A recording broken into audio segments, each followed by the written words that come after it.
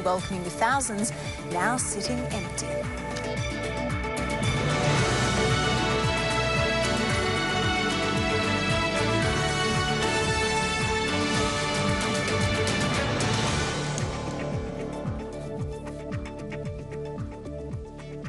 Very good morning to you. It is Sunday, the 24th of May. I'm Fauzia Ibrahim. And I'm Joanna Nicholson. Welcome to Weekend Breakfast this morning. It's great to have your company. Beef farmer Dr. Fiona Cotvoice will become the Liberal Party's candidate for the upcoming federal by-election for the seat of Eid Mubarak after winning a vote yesterday. Labor's Mike Kelly held the seat by a 0.9% margin but resigned in May for health reasons.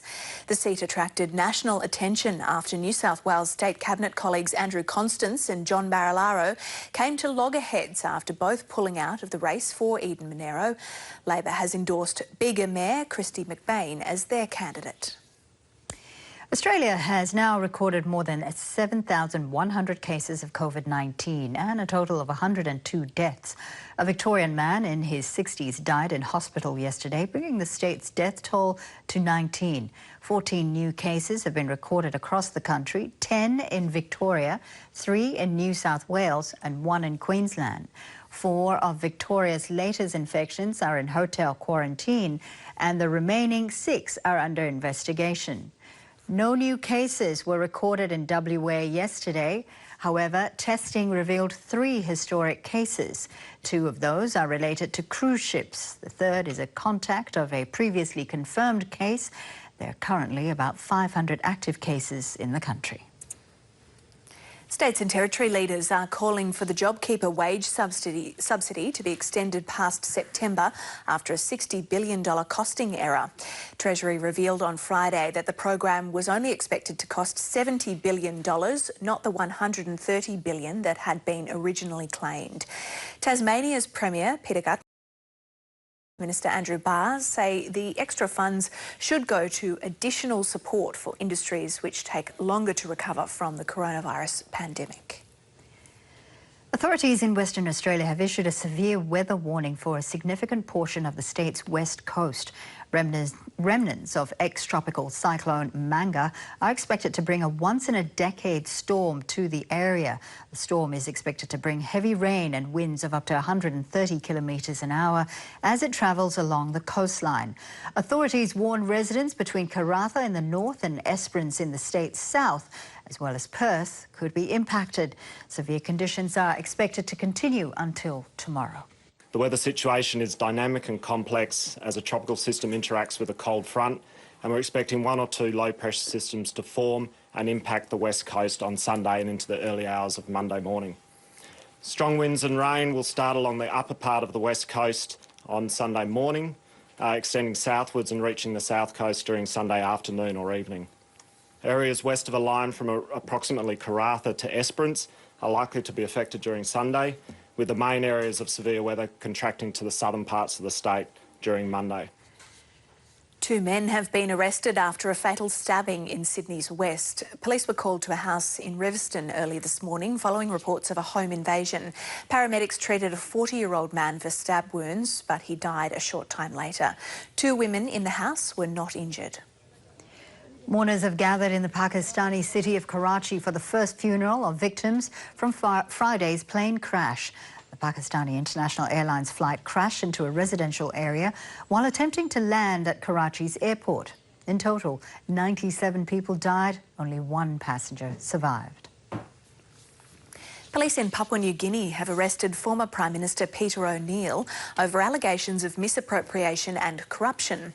The former Prime Minister was met by police at Port Moresby's International Airport after flying back to the country from Australia, where he's been stranded during the COVID-19 lockdown. He was arrested and taken in for questioning about the purchase of 2 generators from Israel for $22 million when he was the Prime Minister. Police say there's reasonable evidence of offences of misappropriation, abuse of office and corruption. Brazil continues its steep upward trajectory in new coronavirus cases, having now passed Russia with the second highest number of infections after the United States. Brazil has now recorded more than 330,000 cases and an upsurge in deaths in the past 24 hours, with more than 1,000 people dying. taking the national toll past 21,000. Other South American countries, including Peru and Chile, continue to record large numbers of infections. Globally, there have now been more than 5.2 million confirmed cases of COVID-19 and more than 338,000 deaths. Brazilian President Jair Bolsonaro denies interfering with criminal investigations into his family and says remarks he made in a video of a cabinet meeting have been misinterpreted. Brazil's Supreme Court released the video in which Mr Bolsonaro expressed frustration at being unable to protect his family from investigation. Brazil's public prosecutor is investigating allegations Mr Bolsonaro openly demanded a former justice minister make changes to federal police positions, including the head of the agency. Supporters of Spain's right-wing populist party Vox have been holding protests in cars across Spain to demand the resignation of Prime Minister Pedro Sánchez over his handling of the coronavirus. Courts have allowed Vox supporters to drive in convoy through Spain's major cities without leaving their vehicles. Protesters say the Prime Minister failed to control the virus in Spain, which was one of the countries to be hardest hit, and also blame him for keeping the country under lockdown for too long. On Monday, some restrictions in Madrid and Barcelona will be lifted. And in Cambodia, conservationists have released more than 600 critically endangered Asian giant soft-shelled turtle hatchlings back into the wild to mark World Turtle Day. Who knew? Conservationists have been working with the country's fisheries body on a turtle nest protection program since 2017, with this particular species of giant soft-shelled turtle previously thought to be nearly extinct in Southeast Asia. The group say they were able to release nearly all of the 800 baby turtles that recently hatched, with the rest in care for future release. It seems like there's a day for everything these days, but Turtle Day is something I can get on board. I've never heard of Turtle Day. I am celebrating Turtle Day today along with Eid, I suppose. Eid, yes, exactly. Happy Eid and happy Turtle Day. It is time for sports now. Louise Ransom joins us in the studio. Now, Louise, cricketers will have some adjusting to do when they get back onto the field. Yeah, they will, Faucia. So cricketers around the world are set for major changes in the way they play the game. Not only will they be banned from using saliva to shine the ball, which we heard about last week, other traditions will fall by the wayside once the game returns during the COVID-19 crisis. The International Cricket Council has released a set of guidelines developed by medical experts. Umpires may wear gloves to handle the ball and refuse to take a bowler's hat, jumper, sunglasses or any other items. No post-wicket huddle due to social distancing requirements, and no dressing room beers allowed either. Now, Australia could have a hub for the Rugby Championship to be played later this year. Rugby Australia boss Rob Clark has confirmed to News Corp papers that SANZAAR, the governing body of the championship as well as Super Rugby, is planning for the tournament to take place on our shores in October, November this year. It could be set up kind of like a mini World Cup featuring the usual 4 teams, including world champions South Africa, New Zealand and Argentina. And if travel restrictions prevent the Springboks and Argentina from entering the country, an extended Bledisloe Cup series against the All Blacks is another option for this planning committee as they try to get some international rugby going. It's a big moneymaker for Rugby Australia, so if they could have a tournament here, that'd be great. And later on in this hour, ladies, we're going to be talking to the Football Federation Australia Chief Executive about the Matildas or Australia's bid for the 2023 Women's World Cup. We're less than a month away from finding out. Fantastic. Great. See you later. Thanks, Louise. And thank you for your company here on Weekend Breakfast. Coming up, calls for the British Prime Minister's top advisor, Dominic Cummings, to be sacked for breaching lockdown rules. And a little later, from paddock to plate, how Australian businesses are adapting to the rise of isolation cooking, bringing fresh produce straight to people's homes. British Prime Minister Boris Johnson is resisting calls to sack his chief advisor Dominic Cummings over an apparent breach of coronavirus lockdown measures. Mr Johnson's office says Mr Cummings made a 400-kilometre journey from London to his parents' home in Durham to care for his young son while his wife was ill with COVID-19.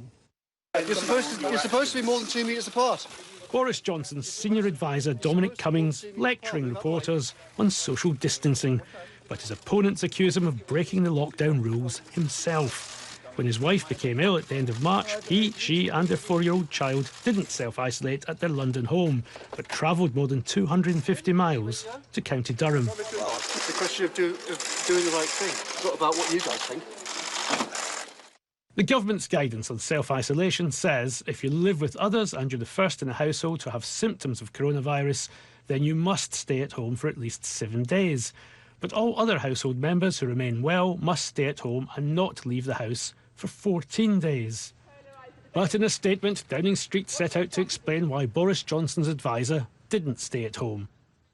It was essential for Dominic Cummings to ensure his young child could be properly cared for, it says. His sister and nieces had volunteered to help, so he went to a house near to, but separate from, his extended family in case their help was needed. It added his actions were in line with coronavirus guidelines. Mr. Cummings believes he behaved reasonably and legally. Durham police say they made contact with the owners of an address where somebody from London was self-isolating, but Downing Street insist at no stage was Dominic Cummings or his family spoken to by the police about this matter.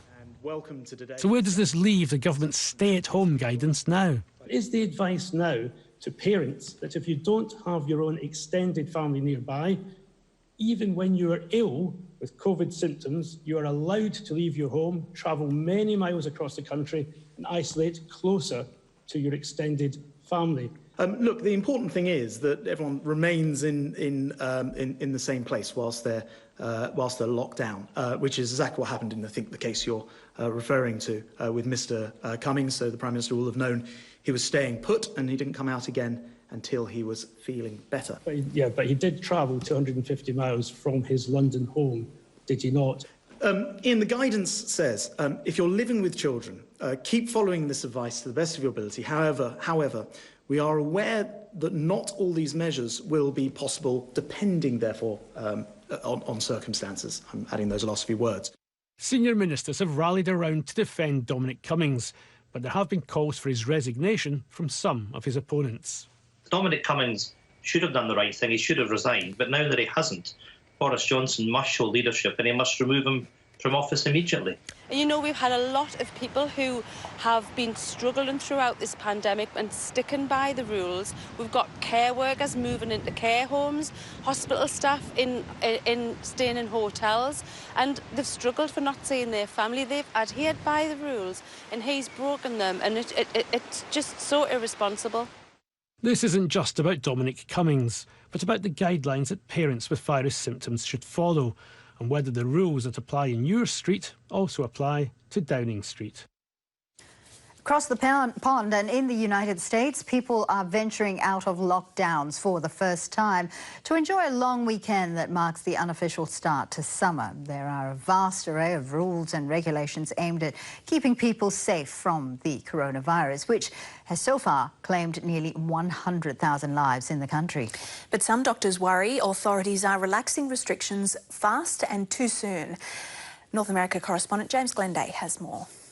This is known as the Memorial Day long weekend. Officially, it's the time when Americans gather to pay tribute to the many men and women who have died while serving. But this year, things are just a little different. Washington, D.C., which is home to many of the nation's most important memorials, has currently the highest ratio of positive COVID-19 tests in the entire country. And although it is still kind of a little busy here, the overall number of tourists is substantially down.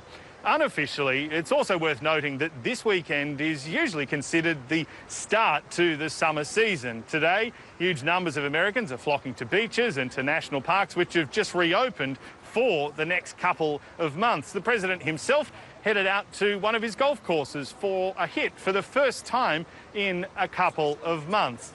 Now, there are still social distancing measures in place. A couple of people are wearing masks, but there is a little bit of disquiet within the medical community about what the overall impact of this weekend, and indeed opening up more generally, might ultimately be, and whether or not there could be a spike in cases in the coming weeks as a result. There are more than 1.6 million confirmed COVID-19 cases in the United States, and nearly 100,000 people have died. So officials everywhere are urging people to be careful.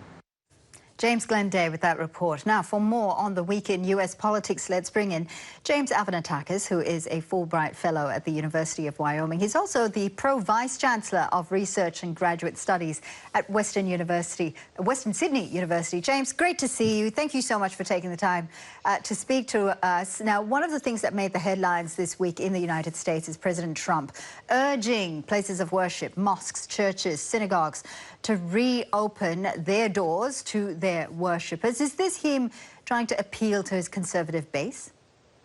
Yeah, look, the president declared places of worship essential services, and he's accused governors of Democratic governors of actually being anti-religion, and this is very much him playing to his base. The evangelical section of the voter base in the US is very much behind President Trump, which is interesting because he himself is not shown particularly interest in religion. He's often being sort of indifferent about it, but it has delivered on a number of conservative promises, including the appointment of Justice Kavanaugh to the Supreme Court.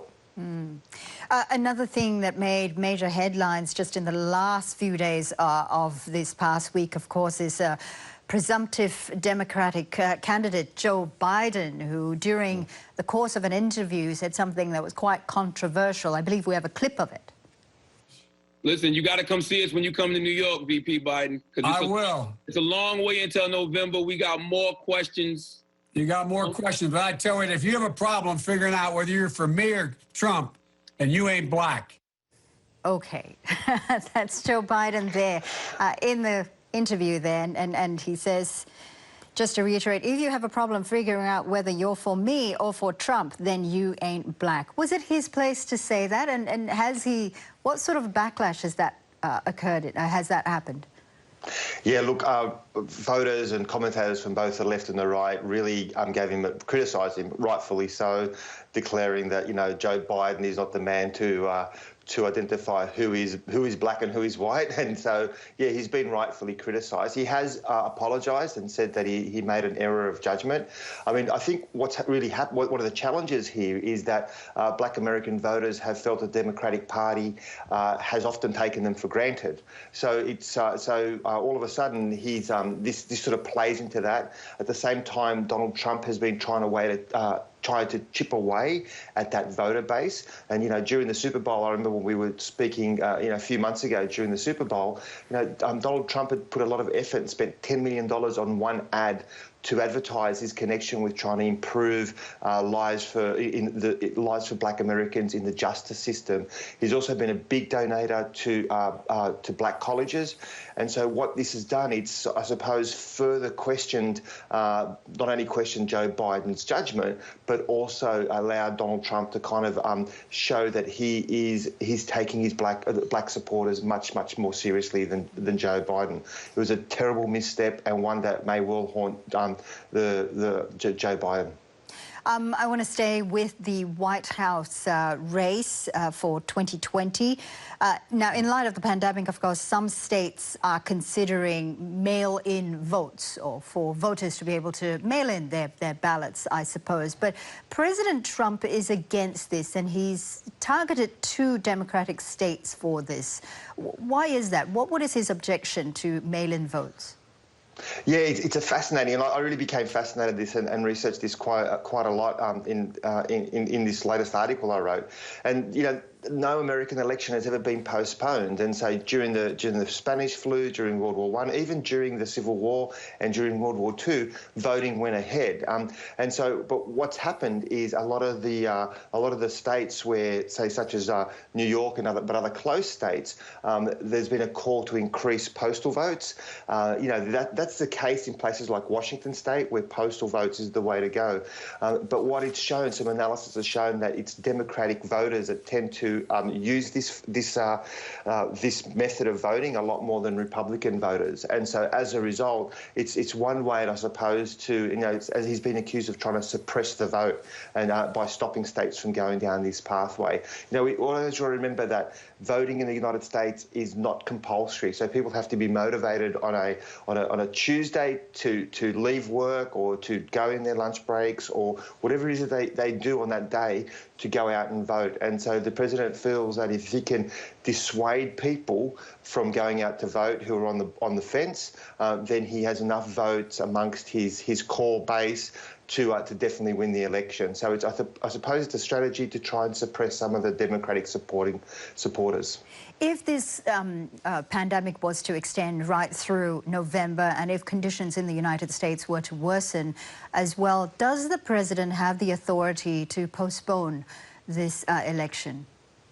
Yeah, that's a really interesting question, and it's a bit vague in the way that it's described. I think he can. There's some people say that he can, others say that he can't. But as I said, no election has ever been postponed, so it would be a big shock to the system.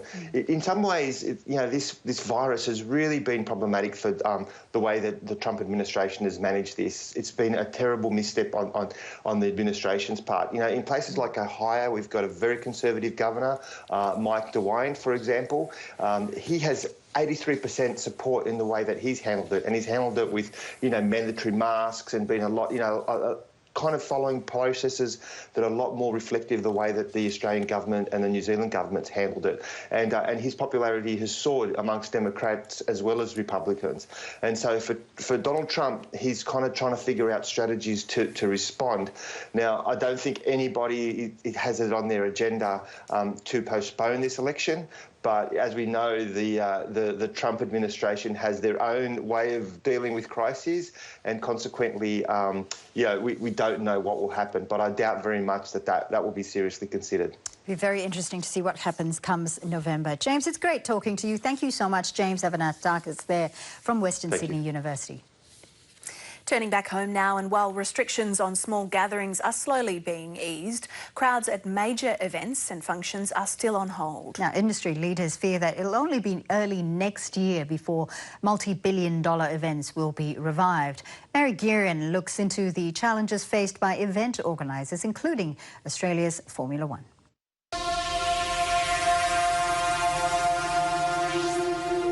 The mass gatherings that have for so long defined Australia are disappearing from our calendar. And with that, an industry has instantly dissolved. It's a Vigo Olympics convention committee for Melbourne. It's been the worst thing you could ever imagine in your wildest dreams for the events industry as a whole. What is behind it is an ecosystem of suppliers who are doing it very, very tough at the moment. Cancellations will account for a $35 billion loss to the economy, more than 92,000 lost jobs. And who can forget the chaotic first cancellation of all? Andrew Westacott was trying to stage a Grand Prix on the cusp of a global catastrophe. Weeks later, he insists complex factors led to the PR disaster. Well, I actually don't think anything went wrong. It's one of those things that when you're dealing with inputs on a global scale, and we were also dealing with the commercial rights holders in London, and they were therefore on the European time zones. I was very disappointed, as was Paul Little, our chair, for the fact that we had fans outside the gate, but that was just the cusp that we were in. I think we made the right decision at the right time. Just weeks earlier, the Australian Open dodged that bullet, but only after its own brush with an uncontrollable event, the smoke from January's bushfires. Tennis boss Craig Tiley says there are lessons from the Grand Prix misfortune. One of the learnings that we have taken from that, and we did that with our organisation, is we've tried to make a decision as early as possible, and not really knowing if it's the right decision, but making sure that it is the best decision for that moment in time. The worst-case scenario is no Open at all. Others in the mix involve getting New Zealand fans over next year, and the GP might do that too. I don't disagree with that sort of principle. I think one of the things I've always said is that we steal shamelessly. Tennis Australia is lucky too to have made the relatively uncommon investment in pandemic insurance, although that runs out in July. Tiley says professional sports are learning from each other. And I think our working relationship has never been as strong. We will never, ever go back to what we were. And as an industry, we need to adapt. Peter Jones is a stalwart of the major events industry. He sees gatherings of thousands of people off the agenda for up to 10 months. The AFL parade that he's organised for the past 24 years, not looking good. You're talking about an event that takes about 8 months to plan. has about 2,500 people that are involved in putting it together. You just can't sort of say, well, we're going to do half of that. And then there are business events, the charity dinners, awards nights, the fundraisers, a hidden engine of the economy, feeling somewhat forgotten. From a business events perspective, we'd probably like to see a little bit more support come from government. And coming back won't be straightforward. Somebody's going to have to take the step to actually run an event and test everything that needs to be done from a health and safety perspective, from how they're going to manage delegates, how they're going to manage registrations. Andrew Delaney runs a technical production company dependent on massive events. He converted his business to provide online experiences, but it's nowhere near enough. And it's his employees who will suffer before those big events can come back. When it comes to the end of the JobKeeper payments, things aren't going to be moving fast enough. We're not going to be able to still employ. We're going to still have to let people go. It'll be a long time before many will be in the mood to celebrate. Mary Guerin, ABC News. Now, debate over border restrictions has been exposing rivalries between premiers this week. New South Wales Premier Gladys Berejiklian has been pushing for a return to domestic tourism, agitating for border restrictions to be lifted. But other states and territories have been defending the closures. For more on this and how the tourism industry is coping with the pandemic, we're joined now by Tourism Transport Forum Chief Executive Margie Osmond. Margie, good to see you there. Thanks for joining us this morning. So we're seeing more travel open up within states and territories to regional areas within different states and territories, but we're still seeing states and territories have their borders closed to others. Is that something you would like to see change? Oh, absolutely. But then again, the industry's been very clear from moment one that we wouldn't seek to do anything but support the health priorities. I think the problem at the moment is the general level of uncertainty and the chopping and changing that's happening. I mean, we were under the impression that we were going to see quite an early reopening of the Queensland border, and now it would appear it's September. Well, that'll be the death knell for an endless number of tourism businesses in Queensland. What is exactly the impact of that uncertainty for businesses? Well, at this point in time, the industry is still losing something like $9.6 billion a month.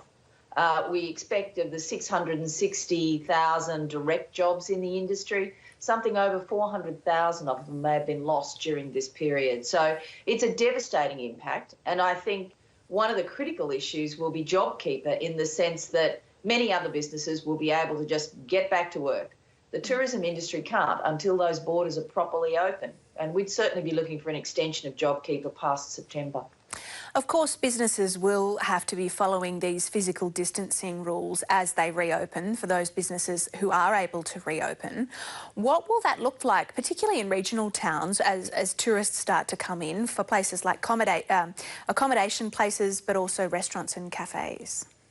Look, I think this kind of social distancing, hand sanitizer and the other kind of hygiene priorities have become second nature to people now. I don't think it's something anyone's going to step away from. But certainly accommodation operators, regional airports, domestic airports, venues of all kinds will be adopting these procedures, and it will be necessary. And I think, you know, it's just part of business now. And it will, cover every aspect of the industry going forward. And it's something the industry's put a lot of effort into making sure we get right.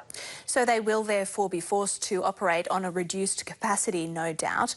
Will the income that they are able to generate on that reduced capacity make up for opening their businesses? Are there some businesses that it just won't be worth it? Well, absolutely. And that will unfortunately have to be a business decision. And I think we've seen in the last few days the Premier here in New South Wales making the decision to lift from 10 to 50 within a premises, which is great progress. And I think progressively we'll see that, but it will be dependent upon a number of things. It will be dependent upon what happens with the virus. It will be dependent upon businesses doing the right thing and getting those provisions correct, and on the travellers themselves adhering to what are now good standard practices.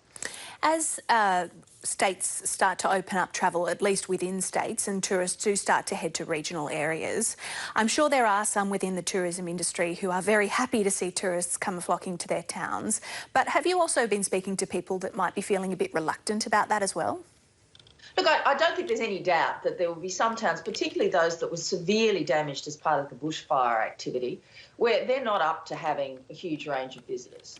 But we do know that from recent survey work we've done, 70% of regional communities want the visitors back. And from the travellers' perspective, 1 in 5 are very keen to go and support those areas that previously been affected by bushfires, which is terrific, because I think there's a bit of a sensation over the last couple of months that the bushfire-affected communities have sort of moved onto the back burner a bit. This is good news to see some money flowing back into those towns. Is there also an understanding that perhaps if circumstances change, people who book these trips will want to cancel them? Look, I think we've all learned quite a bit out of the last few months, and I think, you know, travellers themselves will be looking for that flexibility in terms of how they do and don't book. But look, I think we just have to wait and see how the next few weeks play out after the 1st of June, when people can get out and about. Importantly, for that first domestic trip that people might take, or intrastate trip if you like, the number one issue for people is to visit friends and family. So in many instances they may be staying with friends and family, but we hope they get out there and spend some money in restaurants and pubs and vineyards and attractions and art galleries and all sorts of things all over the state. Just finally, Margie, you also look after the area of transport, and while people are returning to work, some people at least, there's a real concern that while officers might be able to practice physical distancing, it's very hard to do that on public transport, particularly in major cities. Are you confident, or have you found ways that that might be able to happen? There's been a very strong focus from all of the major public transport agencies around the country on how this can work, as there has been in every other part of the world. But sensibly, I think the advice from government at this point in time has been, if you don't have to go back to the office, don't go. And certainly within my own business, we've sort of looked at it and said, well, what are the time constraints potentially between a new form of public transport, and importantly, when you get to your building, how many people can get in a lift to be going from, you know, ground floor to wherever you might be? And should we simply just be operating from home for a while longer? And that's the decision we've taken. I think many businesses will make the sensible choice. Margie Osmond, thanks so much for coming on the program this morning. My pleasure entirely. Stay safe.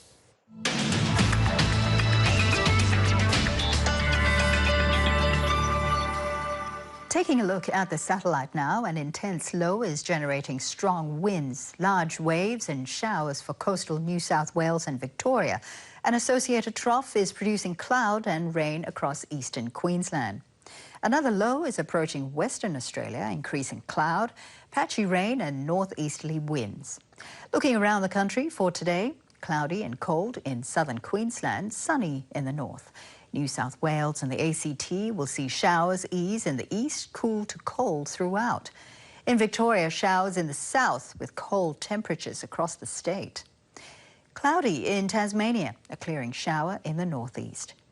South Australia will be mostly sunny with morning fog in the west. For Western Australia, a cool day, cloudy in the east, rain in the west. And the Northern Territory is set for a warm day with cool winds over the interior. Looking ahead to tomorrow's forecast for the capital cities. Brisbane mostly sunny, a top of 23. A windy day for Sydney with scattered showers expected. Mostly sunny in Canberra, bright and cool in Melbourne. Cloudy in Hobart, and Adelaide will be mostly sunny. In Perth, sunny with a possible thunderstorm, and a warm day in Darwin, top of 29. Updating the top stories on ABC News, beef farmer Fiona Cotvoice will become the Liberal Party's candidate for the upcoming federal by-election for the seat of Eid Mubarak. Labor's Mike Kelly, who held the seat with a margin of 0.9%, resigned in May for health reasons. Labor has endorsed Bega Mayor Christine McBain as their candidate. Some state and territory leaders are calling for the extension of the JobKeeper subsidy scheme following the $60 billion drop in its estimated cost. Tasmania's Premier Peter Gutwein and ACT Chief Minister Andrew Barr say the extra funds should go to additional support for industries which will take longer to recover from the coronavirus pandemic. The first funerals are being held in Pakistan for victims of the plane crash in which 97 people died. The Pakistani International Airlines flight crashed into homes in the city of Karachi when the plane's engine failed. The black box flight data recorder and cockpit voice recorder have both been recovered from the wreckage. It's a very different end of Ramadan for the Muslim community this year, with religious services going online due to coronavirus restrictions. Today marks the end of the month-long daily fasting ritual. Mosques that normally hold thousands of people today are sitting empty. Now, one of the first major changes introduced by the government in response to COVID-19 was the closure of our international borders. While there's talk of relaxing some of these state border restrictions, international borders are likely to remain closed for some time. As a result, Australia's migration levels have all but ground to a halt. So what impact will that have on Australia, and what's the way forward? Let's bring in Associate Professor Anna Boucher from Sydney University's Sydney Policy Lab. Professor, good to see you there. Thanks for joining us this morning. So border restrictions were one of the first measures, as Fawzia said, to be put in place, and they could be the last to lift, or one of the last to lift. We'll get to what that means for Australia in a moment, but what does that mean for migrants? What sort of difficulties has that created for migrant communities? Well, obviously some migrants would like to leave but are unable to because of high costs, or potentially they're concerned about getting back into Australia if they have to quarantine for a period of time with their residents. If they're non-residents, they may not be able to re-enter. So I think it's reduced mobility for those migrants. Some of them don't have access to welfare and yet are unemployed. So for some of them, it's led to pretty dire economic situations. And for others, it's limited their capacity to reunify with family, to bring their family members over. So there are reasons why they are particularly vulnerable during this pandemic. Oh, yes, absolutely. And in particular, reasons like insecure work as well, I imagine, and also for international students.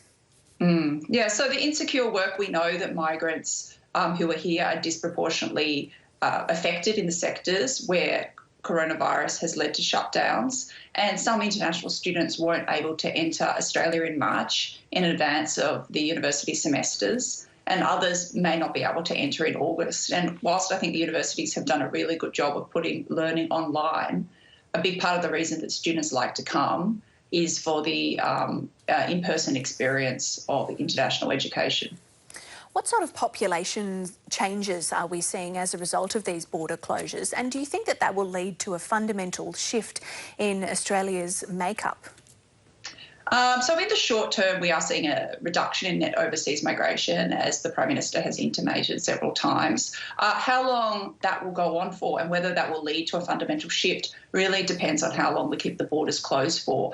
But I have seen a study where demographers estimate that if the borders are closed till 2022, and then this has flow-on effects for lower migration for the subsequent decade, it could in fact lead to more population ageing, which in turn has big economic effects for Australia, especially if it's coupled with lower fertility among domestic Australian women. So it really depends. If it goes on a long time, it could be a big part of that slump that economists have talked about that could happen in Australia, because we know how crucial immigration is to our economic settings. There have been reports of an increase in racism during this time. What can we learn from history about that sort of thing happening during pandemics or things similar to pandemics? And what are some ways that we can push against that? So we know when, not just during pandemics, but preceding war, for instance, World War II, that when economic conditions are tight, that racism can rise. And that's a time where it's very important that politicians don't fuel racism further, but speak out against that kind of tension and discrimination almost on a daily basis. I think that's very important. As Australians, there are some Australians who've done amazing work supporting migrant communities, reaching out across possible divides, and I think that kind of work is also important to put a stop to racism. Do you think there's room, Professor, for a discussion about Australia's migration program beyond this pandemic, and what might be up for discussion if that is the case? Look, I've always felt that there is some value in having a broader discussion on immigration and, for instance, the discussion about a big Australia, but it can't be a simplistic one of should we have more, should we have less. It needs to look at the nuances of the immigration program, the difference between temporary and permanent, where we might make particular changes. And I think a lot of that is actually about educating more on migration as a first step, before we then go and make any changes. But yes, I think more public discussion is not necessarily a bad thing. Associate Professor Anna Boucher, thanks so much for coming on this morning. Thanks for having me. Bye. The isolation from Australia's lockdown has perhaps been hardest felt by those who are infirm and unwell. Many take comfort from the closeness and compassion provided by palliative care. But the need to protect nurses and their patients from the coronavirus has made it difficult for carers. These are critical visits. How's your week been? My state at the moment is that I'm in palliative care and that I have probably about a week or 10 days to live. Kim Bieber is one of those vulnerable people officials talk about when it comes to coronavirus, and she's adhered strictly to the rules. But it's been lonely. And I hadn't seen my family for, well, sort of for months really, because they were protecting me from COVID-19. Her nurses also keep their distance. It's one of the many changes palliative care nurses have had to make. Pre-COVID, we would do nursing visits to the home and we would get up to 5 visits a day. Along with new PPE kits, 80% of visits Melbourne City Mission's nurses undertake are over the phone. Face-to-face visits are now only for the terminal and after a COVID-19 screening has been completed. Open the packaging and keep the butterfly in the clean plastic tray provided. The charity's also started putting information online. Good workarounds, but not ideal. We rely so much on non-verbal cues. We miss all that and you realise when you don't have that face-to-face how needed it is. Kim Bieber's cancer is now terminal. When she found out, she called police to tell them she'd be breaking some rules. I hold my grandchildren and I hold my daughter and my son. And we tell stories about our life together and it's a celebration, really. No fines were issued, but it was a healing experience. It was like a filling up of the soul again. And the 61-year-old says she thinks Victorians have become more compassionate during the lockdown. I think people have been more sensitive to what goes on for people who may be isolated or unwell or elderly or disabled in a way that they weren't before. They're suddenly realising that, oh, this is hard work. She just hopes it's a revelation that's never forgotten. Iskandar Razak, ABC News, Melbourne. It's really difficult, isn't it, for carers and for people who are being cared for, because while the service can be delivered via telehealth, some of those people feel real isolation and that visit, perhaps that weekly visit, is one of the only times that they have a personal relationship or connection with someone. It's that face-to-face connection, isn't it? I mean, it's one thing to be able to talk to somebody on a digital app, I suppose, but, you know, you feel that you're talking to technology more than anything else, but having a human presence is absolutely important. And so let's hope some of those things can resume safely as well soon. Now, it's a very different end to Ramadan for Australia's Muslim community, with religious services going online due to coronavirus restrictions. Eid is traditionally a time when the Muslim community gets together, often in large groups, marking the end of the month-long daily fasting ritual. Let's now speak to Mubina Ahmed, who is the managing editor of the Australasian Muslim Times. Eid Mubarak to you. Eid Mubarak, Assalamu alaikum. Walaikum salam. It is so good to see you. And this is a very different Eid for many in the Muslim community, isn't it? It is, as I mentioned, a time that most people would get together. There'd be lots of eating, lots of shaking hands, lots of hugging, but not this year. What are your plans? Basically, it's more spending time with the immediate family and making trips small trips to visit people, obviously keeping in mind the restrictions. So it's been quite a bit of planning and timing just to see my grandfather on this special day. It's really difficult to not be with extended family because we're so used to all coming together at one home and giving presents. And it's not just the handshakes and the hugs, it's also the kisses on the cheeks and things like that we can't do. And it's this awkward wave that we do now. So hugging is such a big part of our culture. So to not be able to do that it's really hard. Mobina, as I understand it, your family is usually involved in organising Australia's largest Eid festival, but of course not this year because of COVID-19. If you could just take us back to BC, before coronavirus, what would that festival look like? You know, the house is bustling. We have a home office, people coming and going. We have merchandise and products, and there's a lot of planning in the process, and all of that is sort of gone. It's really quiet, and yeah, so just one of those sort of upsetting things that we're sort of adapting to. And of course, Ramadan, you know, a month of fasting, of prayers, it's time to reflect on one's own blessings, on one's own family as well. Do you think this was far more poignant this year because of the isolation and so many people weren't able to gather for iftar, for breaking a fast? Absolutely. One of the things for me personally that it sort of resonated, this whole situation sort of resonated with, is understanding that seclusion is a very part and parcel of our faith. Within Islam, there's a lot of ideas of being away from people and having a very strong connection to God. So even though it's very different to how we usually would do Ramadan, it gives an opportunity to practice this sense of seclusion in our faith, which was interesting. Do you find yourself perhaps feeling a little bit more spiritual? I get a lot of my spirituality from being around other people. I'm someone of an extrovert. So whilst I did practice seclusion, I tried it and it was great. I'm looking forward to I find it easier to be around people, therefore my spirituality. Of course, the dawn of Eid starts with prayers in the mosque. That's not happening, of course, today because of coronavirus. Has the Muslim community really taken to online lectures and seminars and sermons?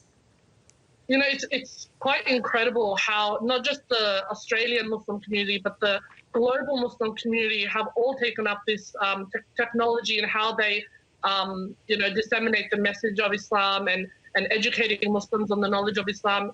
And it's been incredible. So you can tune into different countries and attend different events. And so it's become a lot more accessible. Anyone can sort of attend. It's good. It is interesting, isn't it? Because it sort of makes the community closer as well. Yeah, a lot more connected. And I think it's something a lot of organizations, a lot of faith leaders and groups, social groups will be utilizing a lot more. So for this day, this Eid, what is your wish for the community and indeed for Australia? My wish for this Eid would be, you know, as a time, even though it's a time of celebration, maybe not in the usual sense, but, you know, there's so many sort of wishes I've had.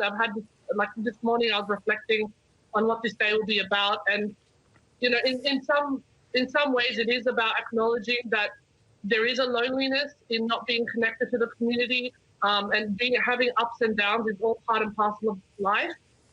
Not having that communal feel at the Eid prayer definitely is upsetting, but to remember that family is very important. I pray for the people who don't have families.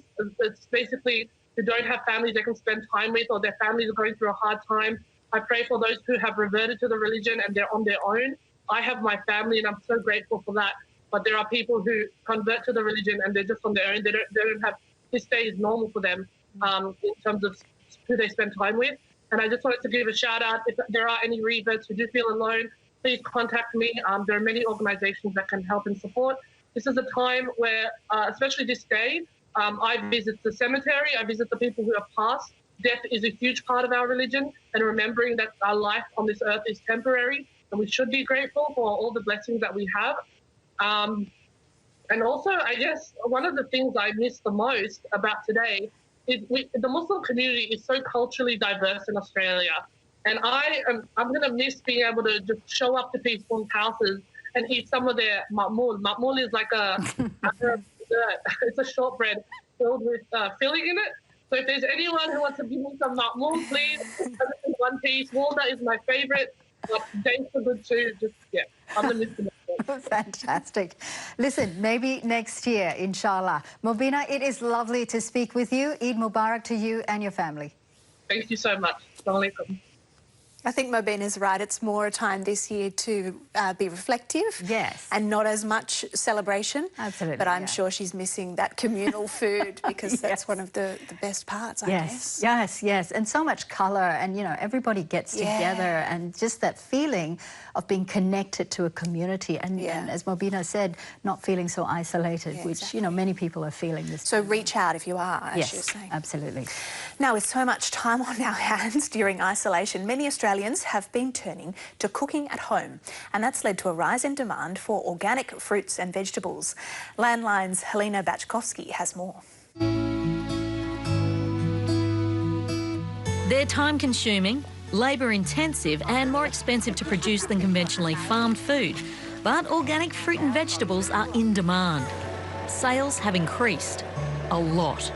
When the coronavirus hit, we had up to 400% growth in those first few weeks. Then it obviously settled down and backed off, but we're maintaining now a 30% growth. Anthony Bauer is one of our largest organic vegetable providers. He's been in the game for 28 years. We have about 300 acres here, all certified organic. We have then other farms that I work with, Atherton Tableland right down to Devonport in Tasmania, and we organise 12-month supply to supply our customers. All right, come to help. Yeah. Kristen Ottaway is a relative newcomer to the organics market. She's an online seller. She went into business 5 years ago after a midnight brainwave.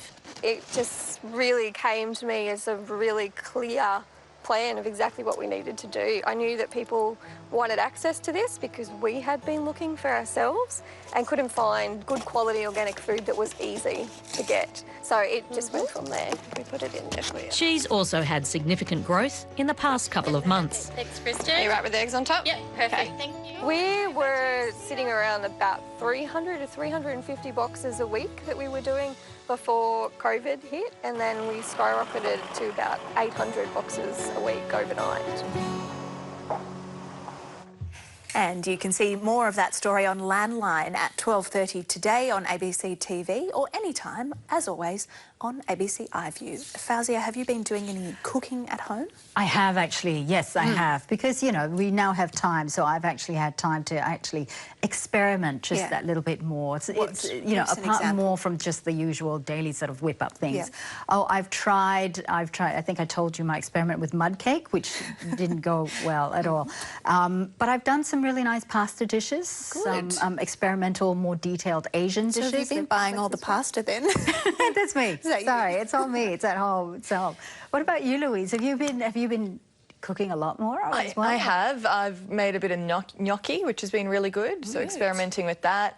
Banana bread, which seems to be a bit of a trend and a thing at the moment, isn't it? What else? Cookies. I think I'm at home more, sort of snacks and different things like that. But I enjoy it. It's good. Yeah, good. I'm glad. You're here to talk about not cooking. We can talk about anything, but yeah, sport. What is happening in sport?